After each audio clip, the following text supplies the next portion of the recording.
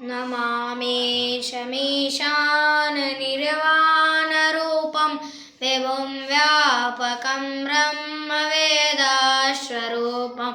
निजं निर्गुणं निर्विकल्पं निरीहं चिदाकाशमाकाशवासं भजेयं निराकारमोङ्कारमूलं तुरेयं गुराज्ञानगोतेशमीशं गिरीशं करालं महाकालकालं कृपालं गुणागारसंसारपारं नतोऽहं तुषाराद्रिशङ्काशगौरं गभीरं मनोभूतकोटिप्रभासे शरीरं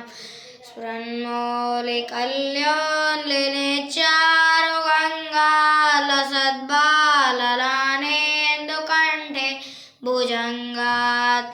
चलत्कुण्डलं भ्रूरुनेत्रं विशालं लसत् नराणेन्दुकण्ठे दयालं मृगाधीशकचर्माम्बरं मुण्डमालं प्रियं शङ्करं सर्वनाथं भजामि प्रचण्डं प्रकेशं प्रगल्भं परेशं अखण्डं भजं भानुकोटिप्रकाशं त्रयशूलनिर्मूलबलं शूलपाणि भजेऽहं भवानीपतिं भवगम्यं कलातीतकल्याणकल्पकारे सदा सज्जनानन्ददाता पुरारि चिदानन्दसन्दोहमोहापहारे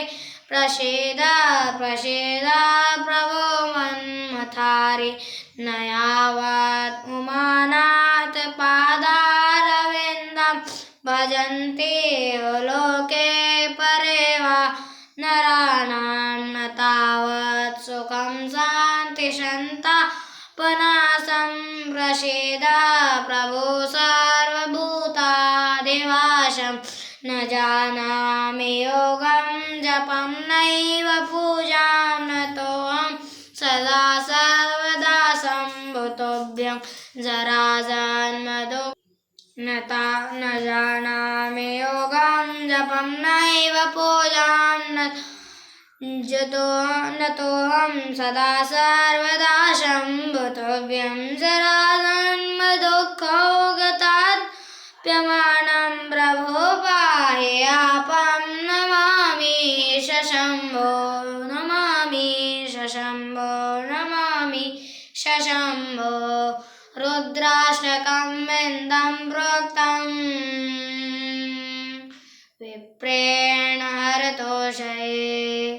ये पठन्ति नरा